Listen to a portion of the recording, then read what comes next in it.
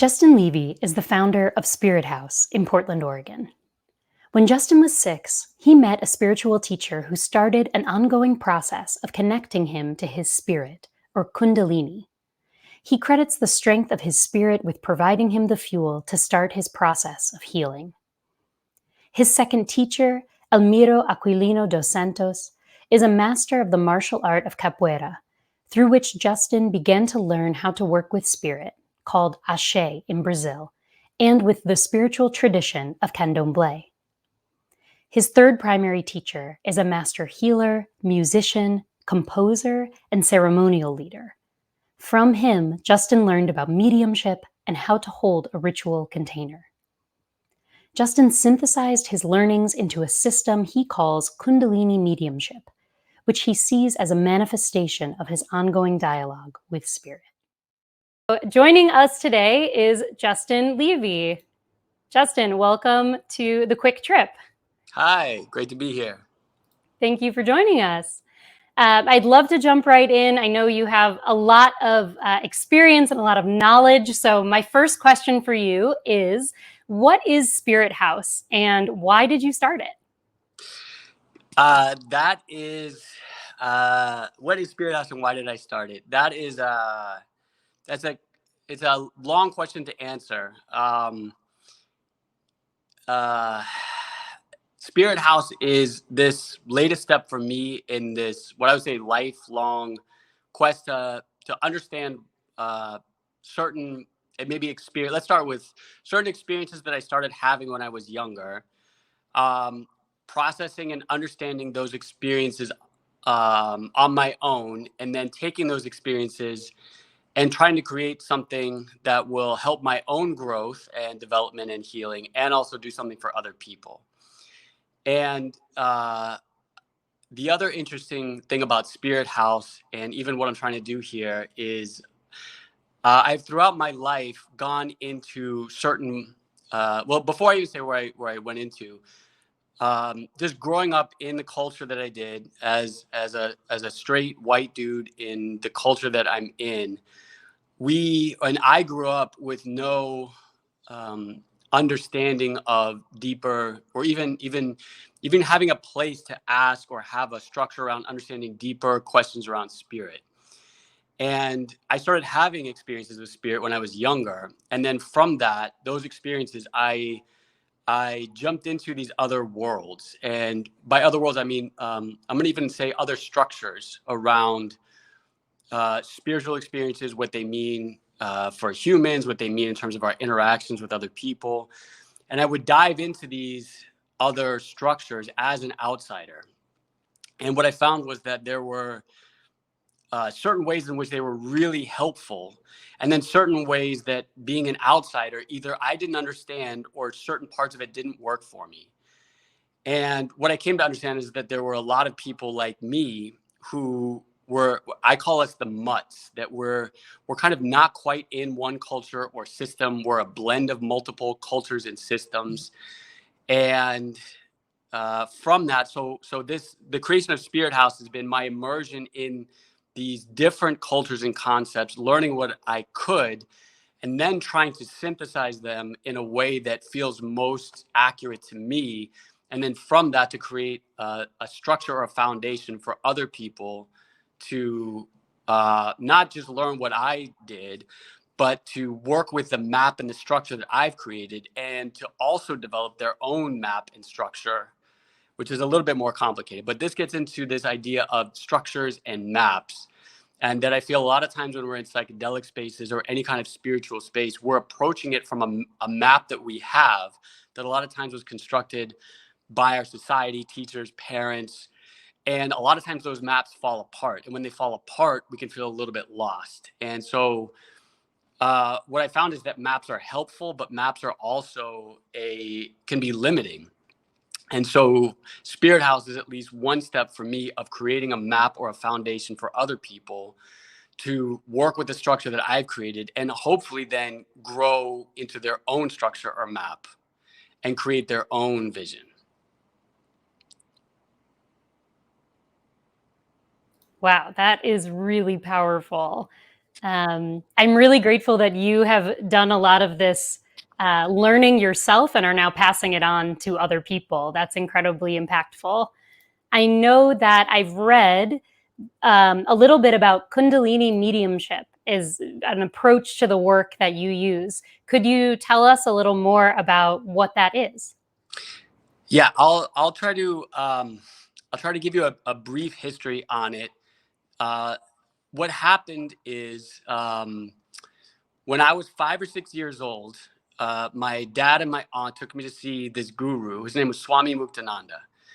And he was a part of this whole wave of spiritual teachers from India that brought these really interesting practices over here. So most people are familiar with Ram Dass as one of the main guys who did that. And Ram Dass actually brought Muktananda over here. But Ram Dass's guru is somebody else. That's a whole other story. But Muktananda, I went to his ashram when I was 5 or 6 years old. And Muktananda had this thing that he brought with him that was about Kundalini transmission. And the Kundalini transmission is this bestowing of spiritual power or energy from guru to disciple.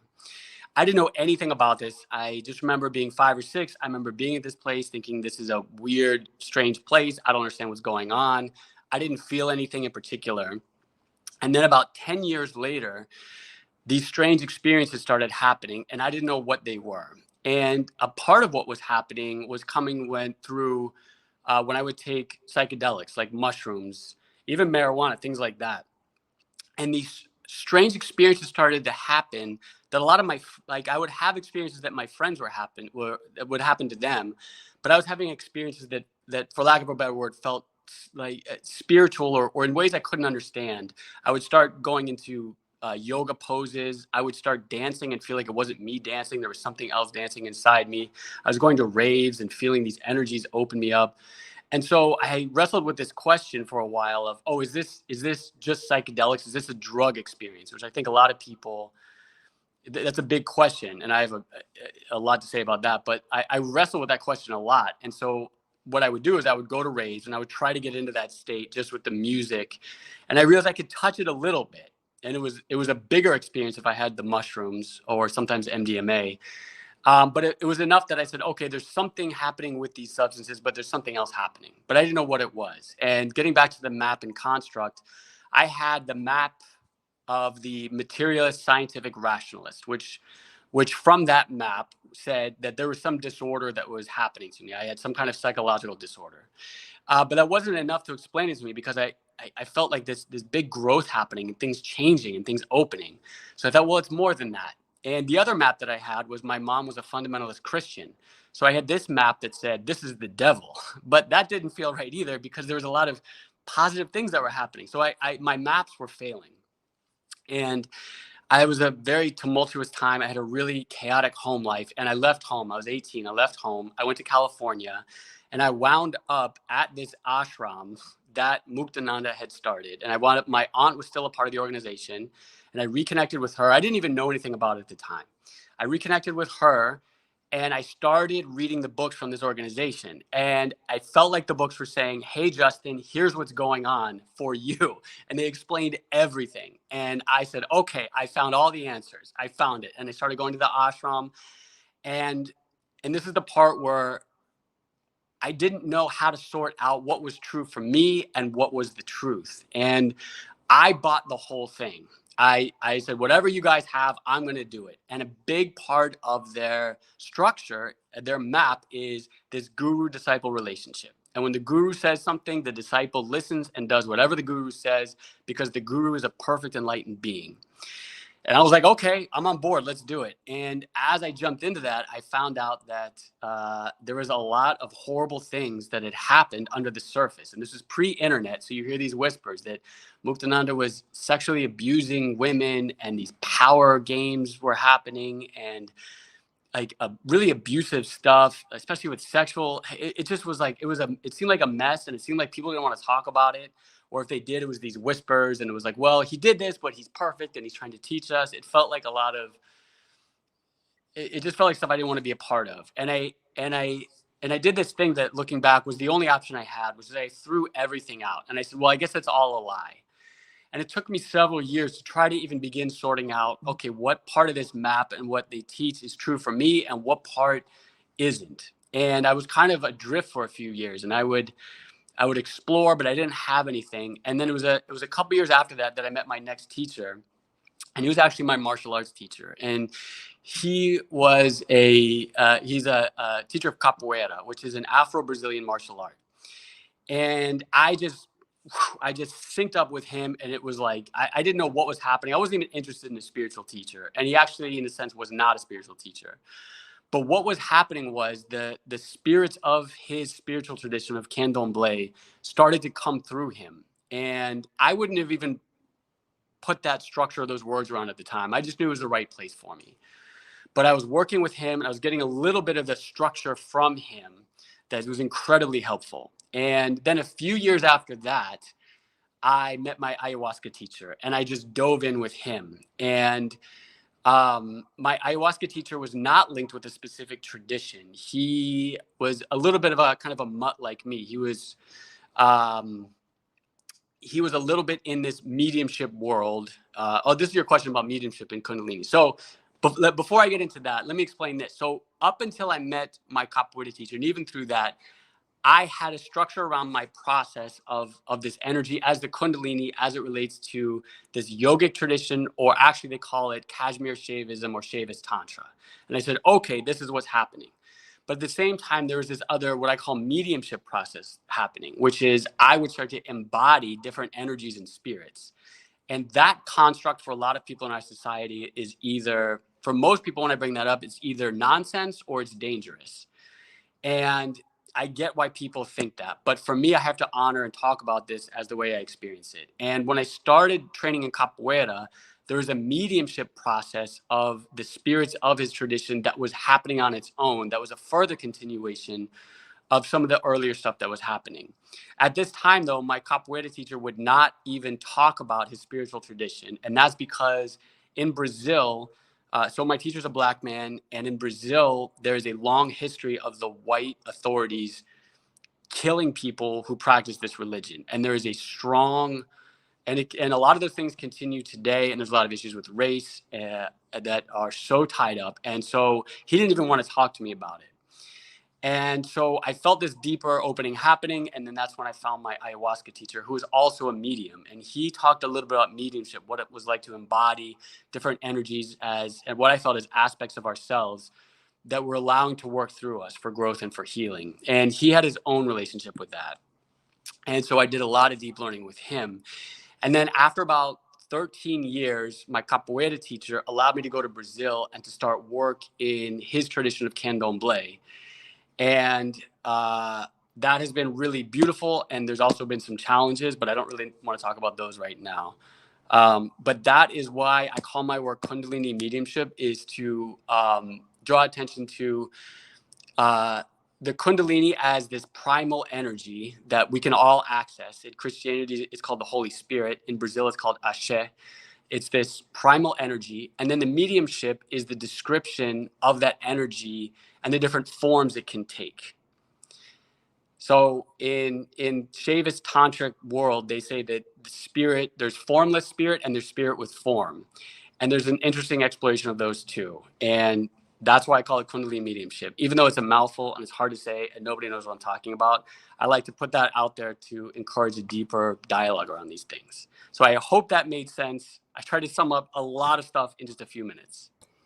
I really appreciate that. Thank you for walking us through it. I can hear that there is obviously a lot of richness and depth, and it sounds like it's the interweaving of many different traditions, bringing together this experiential aspect of healing, which is really beautiful.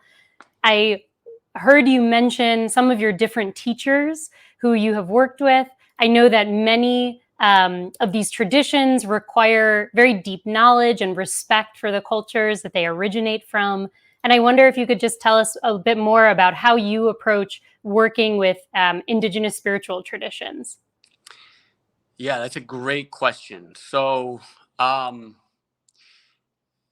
me even say this. When I first started entering this world, even as a teenager, even before there was really dialogue about this, I I grew up in a very ethnically mixed area. And I know for a lot of white people, they've had to, coming to terms with their whiteness has been a kind of a recent phenomenon. And I'm not going to say I've done all the work around that or unpacked everything around that, but I will say that my whiteness was a very in my face thing from an early age. And so I was very aware of whiteness and how people would look at me of different races. And that was just always there for me. And so when I started entering into this world and I started experiencing some of the spirits and some of the energies and some of the things, I felt this acute sense of I don't belong here. And it wasn't anything anybody even told me. It was my own. So a part of whiteness is that is almost like that a real rich, in-depth spirit tradition is just not yours to have, because it kind of the structure of whiteness over the centuries has been to try in many ways to eliminate that. And so I think I was responding to that, like this initial feeling of this is happening and I don't belong here because of my whiteness. And that kind of thing has been with me ever since. And I'll say the most fertile ground for discussions around that have been with my capoeira teacher, again, who's a Black man from Brazil. And I don't want to speak for him, so I'm going to try to just talk about my own experiences with him. But in Brazil, race is experienced differently than it is here.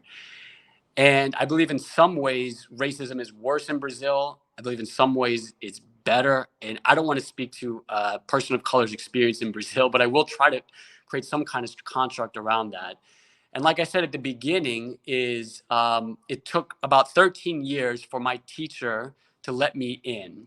And then when he finally let me in, it was as a result of a series of conversations about who I was, what I was doing in this world, what my goals were in this world.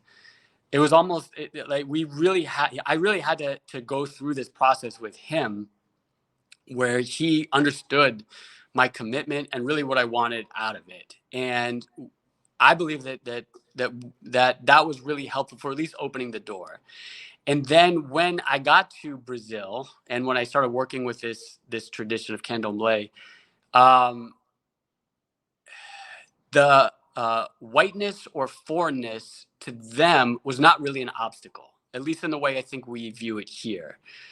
I think that there is a series of tests or initiations, or they don't give everything right off the bat, like, which is great.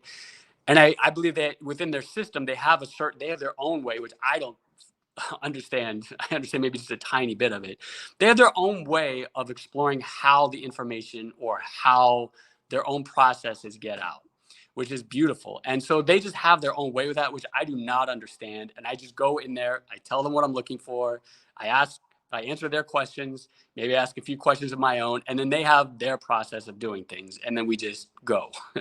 So for me, within this particular tradition now, which is the one that has the most relevance for me, I think the fundamental thing is the relationship that I have with my teacher, which is an ongoing process.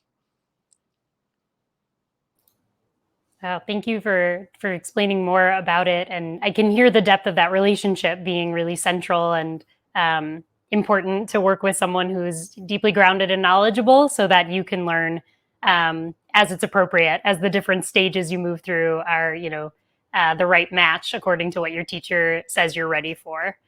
That's really powerful. I would love to get to ask you a little bit about psychedelics, which is part of why we're here and part of what you mentioned earlier. I would love to know more about how psychedelics have been part of your healing journey and also how they might play a role in your work, given the changes coming into effect in Oregon, where you all are based, particularly around psilocybin. What do you see in the future as it relates to psychedelics? These are complicated questions. Before I answer that question, I actually, in terms of the legality stuff, I don't exactly know. I know we're heading in that direction. I don't know the specifics of that. But there is an interesting dynamic that I touched on a little earlier that I want to really address again, that has been so just potent for me. And one of the things that I like to do just as a part of my own spiritual practice is to explore the realm between two different poles of thinking. And I'm going to kind of put it this way. And I hope throughout this interview, you've seen that a part of my experience has been bouncing back and forth between a couple of different ideas or structures. And the one, especially around psychedelics, I think is such an interesting place. And so, again, when I was younger and I was experimenting with psychedelics, I had this question: is this just happening because of the psychedelics? And I came to this understanding that it's a no, but it's a no with a but. And so I mentioned Ram Dass too, and the primary, what I would say, heroes for me when I was younger were Ram Dass and the Merry Pranksters. And the Merry Pranksters were a group of people on the West Coast who got a hold of LSD really early on, and they started experimenting with it and opening themselves up, cracking themselves open. The Grateful Dead came out of that scene and that whole experience. And these were the people that I looked up to. And I said, okay, these people have some information. And I started listening to them. And they both independently came to the same conclusion, which is that psychedelics are helpful, but you can also get stuck opening the same door over and over again. And this kind of bouncing back and forth between the helpfulness of psychedelics, and then we don't want to keep opening that same door or get addicted to the process of opening the door, has really been such a rich, fertile experience for me. And I've gone in both separate places. And so when I first started working with my teacher, my ayahuasca teacher, all I wanted to do was be his assistant in his ceremonies. I could feel all of this energy in his ceremonies. I wanted to sing, play music, dance, do healing work. And his structure was no, that he was doing all of this stuff and you sit there and do your work. And I did my work for 8 years with him. And a part of me is so grateful for that process, because what it did was it forced me to develop my own medicine outside of using psychedelics. It was so helpful for me because it pushed me to say, okay, if there's something going on here independent of the psychedelics, that the psychedelics are helping awaken, and for me it was the Kundalini Mediumship process, then I need to, a part of my integration was I need to develop a healing practice outside of that. And I did that, and I started doing that, and it worked. And then what happened was I came to this edge that I didn't even realize. It took me a number of years to realize that I had now created a structure where I define myself as somebody who works outside of those psychedelic spaces. And then that became this box that was actually constraining. And one of the concerns I have in what we're doing in this modern understanding of psychedelics is I don't hear a lot of people talking about those two edges. And a part of my concern is I feel like a part of our culture, I wrote a blog post about this, that I called our culture bipolar. And I call it bipolar because we bounce in between these things without any real exploration of the nuance in the middle. And especially with psychedelics, I mean, we're in this phase where people are talking about them as if, some people, not everybody, but some people are talking about them as if they're this miracle drug, they're going to solve all our problems. And that to me is an unhealthy, unstable, and ungrounded relationship with psychedelics. And the inevitable result from that is the bad experiences are going to start coming out. And then it's going to be psychedelics are the worst thing. They're horrible. They cause psychotic breaks. They're dangerous. They're bad. And we saw that happen in the 60s and 70s. It was like, wow, there's this whole thing. We weren't grounded with them. Then the drug war happened, demonized them. And then now we're back into this whole other place where they're the miracle drug. And my concern too, especially with legalization, is the corporatization, the monetization, and people working with these things who aren't grounded in, don't have a depth of learning and process with them. I know a lot of people think they can make a lot of money with them. And that to me is concerning. And it doesn't mean that, again, it doesn't mean that they're bad. I think my prayer is that we develop at some point. I feel like we're adolescents right now as a culture with psychedelics. And I remember myself as an adolescent, and it's going to be a little messy and crazy. And I think for me is just accepting that that's a part of the process. But I do see this bigger picture that my prayer is that we as a culture can grow. We can learn from them without depending on them, that we can use them in a way that is healthier. Did that answer your question?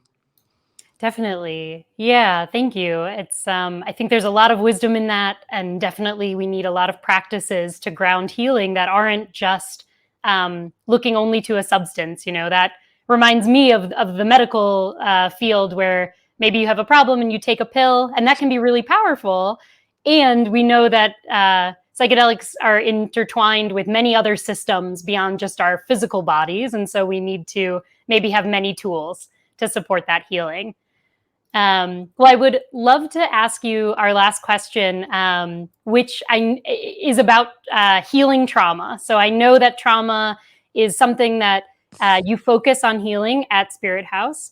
And I wondered if you could recommend a technique or an exercise to support the healing of trauma. This would be a teeny preview of some of the broader work you might do at Spirit House, but I wonder if there's anything you'd recommend that our community could learn to maybe help heal themselves a bit more.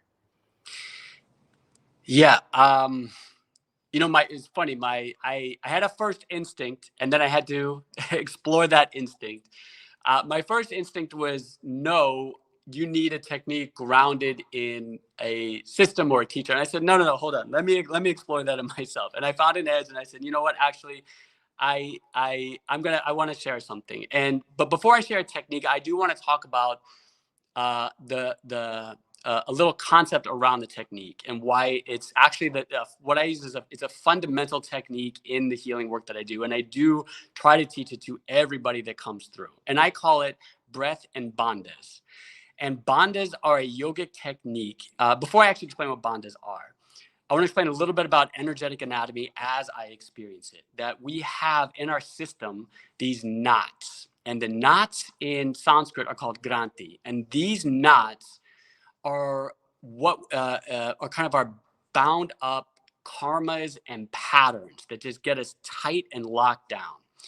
And a part of what the Kundalini does and psychedelics do is they start to unwind these knots. And so there's a really intense physical practice that I do. I wouldn't say intense. It can be easy too. The bandhas are energetic locks or contractions. There's a pulling in of the abdomen, that's Uddiyana Bandha, and a lifting up of the perineum, which is called Mula Bandha. And these bandhas, when you combine them with breath, are a way of accessing the Kundalini and actually unwinding the knots that are in our system. It's going to be a little difficult for me to explain on this how to do them. I do have it on my website. You can look it up. And I really think this is a fundamental practice to actually clear stuff out from these deeply held patterns in our body and nervous system. And I hear a lot of people talking about breath work today, which is great. But for me, the reason we don't breathe deeply into our belly and we don't actually get our breath down is because we have these knots in our system. And we can breathe all we want, but if we don't have a practice to unwind the knots, the breath is only going to go so far. So if there's any way, I don't know if you can like link to my website. I have a video on breath and bandhas. That is the core practice of Kundalini Mediumship that we can all do. And it's a core practice of yoga that I think a lot of yoga teachers don't even know about. But to me, it's like one of the most important things we can do. It's a core practice here. Awesome. We will definitely make sure to link to that video. And I put the website up right here just so folks can check it out if they want to see all of the offerings that you have on there. That sounds really incredible and powerful. And I appreciate you, sharing what you can and also helping us get a little deeper into it. I know many people are interested in healing of all kinds, and breath work and the connection between mind and body are such a critical part of that. We're really grateful to have you be here and share all your wisdom today. I can't thank you enough. Are there any final words or recommendations for folks who want to connect with you? I would say, yeah, you can just go to the website, and you can always reach out to me. I have a contact info on that. I always love talking to people. I have a free 20-minute consult. I love talking to people. I actually learned from my 20-minute consults. I learned so much. It's actually helpful for me. It's part of my spiritual practice to do a 20-minute free consult with people. I love it. I actually love talking with people about this. And can I say, I'm really appreciative of you guys. You guys, I've been in contact with you guys, just started, and you guys have been really consistent, really clear, really supportive. And so I'm really thankful that you guys are here doing this. Thank you for being part of the community. Yeah. Awesome. Well, I really appreciate you joining us, and I hope you have a great rest of the day. Okay. Thanks, Jen.